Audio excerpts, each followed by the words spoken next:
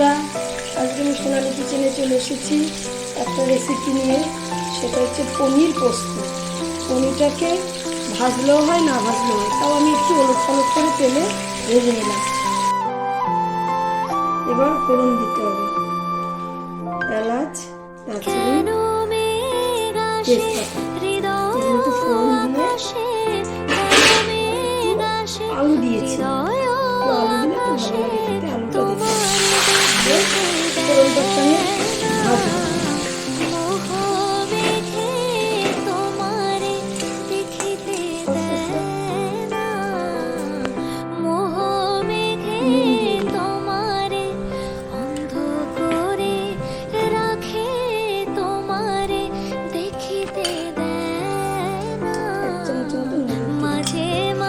একটু সাদা সাদা দেখা পাই চিরদিন, কেন পাই না মাঝে মাঝে তব দেখা পাই চিরদিন, কেন পাই না।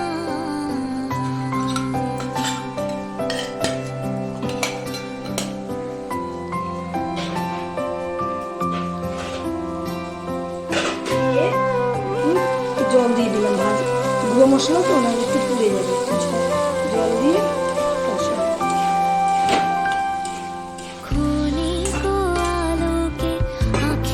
কষানোর সময় একটু টমেটো দিলাম, এটাতে একটু টমেটো দিলাম, জবে পাই দেখিতে ওহে ক্ষণিক আলোকে আখের পলকে তোমায় জবে পাই দেখিতে ওহে হারাই হারাই সদা হয় ভয়। আমি থেকে তেল বেরিয়ে আসবে তখন একটু জল দিয়ে সদা হয় ভয় হারাইয়া ফেলি চকিতে আস না মিটিতে হারাইয়া পলক না পড়িতে হারাইয়া হৃদয় পনির তরকারিটা একটু মিষ্টি মিষ্টি হবে, সে লুচি পরোটা দিয়েও খেতে পারবেন, আবার ভাত দিয়েও খেতে।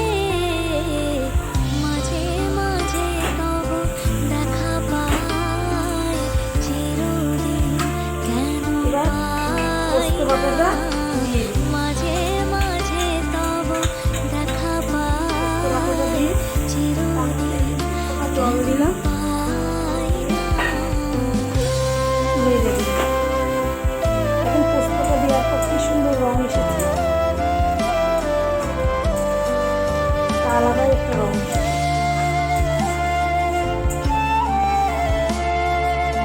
এবার অল্প করে জল দেবো, বেশি ঝোল ঝোল রাখবো না, মাখ মাখ রাখবো। একটুখানি ঢাকা দিয়ে দিলাম, একটুখানি ঢাকা দিলাম। আচ্ছা, এবার ঢাকনাটা উঠিয়ে দেবো।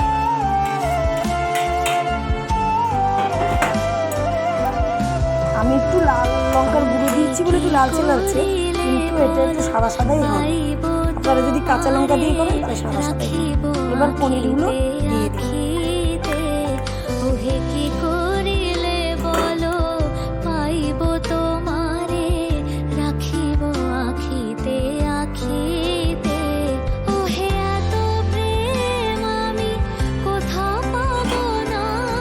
পনিরটা দিয়ে বেশিক্ষণ কিন্তু যাবেন না, কোথা পাবো না মাখা মাখা হবে, তারপরে কিন্তু নামাবেন, ঝোল ঝোল